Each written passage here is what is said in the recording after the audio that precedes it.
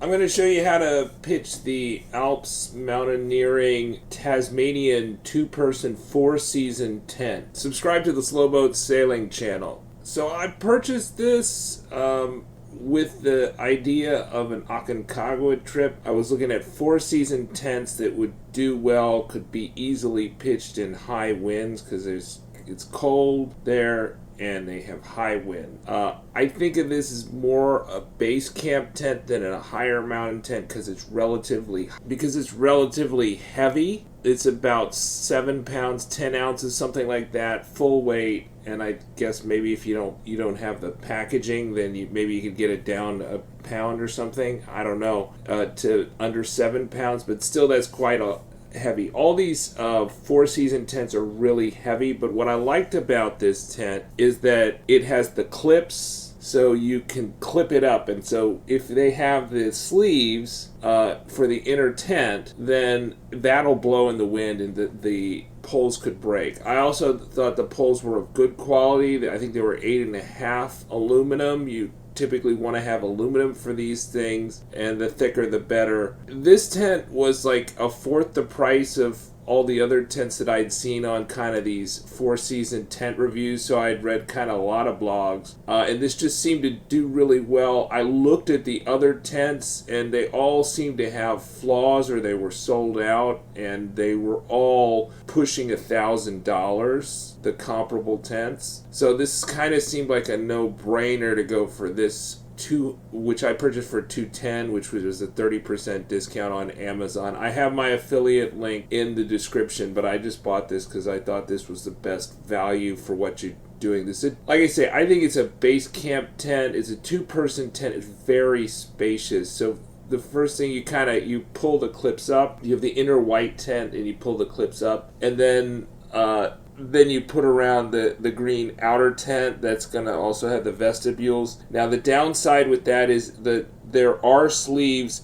in the vestibule area, and so I guess it's possible that your vestibule could get caught by the wind and it could break. And I saw one review that said that, and so that was a bit of a surprise to me, a bit of a downside. But I gotta be honest, I've been looking at a lot of tents and I don't know how many of those like really expensive tents like the Hilleberg or like the Mountain Hardware Trango 2-person tent, I don't know how they attach the outer tent. Hopefully they would do it with clips, but I don't know. I think the guying system seems okay to me. It's just kind of like 550 or paracord there, and they do have the cleats, so it's somewhat adjustable. The stakes seem okay.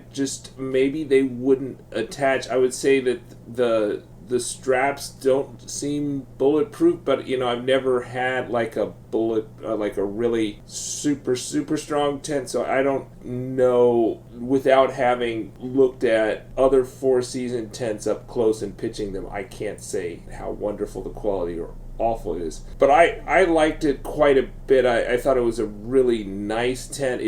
There was some wind when I was doing this. My yard can get windy despite the back wall, and it didn't seem to bother it one bit. I slept in it and it was not noisy. The street was noisy, but the tent definitely was not noisy. And it's just a very comfortable big tent.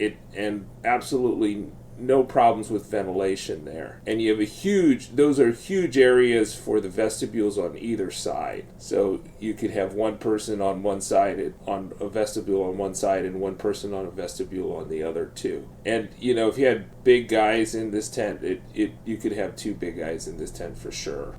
You could probably fit 2.5 people. And it's got tons of storage inside. So let me know your experience with this tent, or if you're looking to buy it. There are really good English language instructions on the inside of the tent bag, which I didn't see until later, but it took me less than an hour to pitch this with really no preparation and not having read the instructions.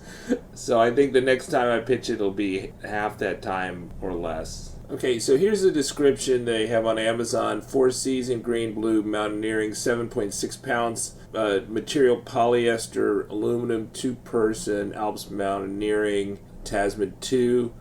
There's no assembly frustration with our Tasman Tent series. This aluminum freestanding pole system is ideal for quick setup. Polyester fly will resist water and UV rays while adding 2 vestibules for extra storage. Easy entry and great ventilation with 2 doors, both with zippered mesh windows, fully equipped with number 8 zippers, mesh pockets, gear loft, aluminum stakes, and guy ropes.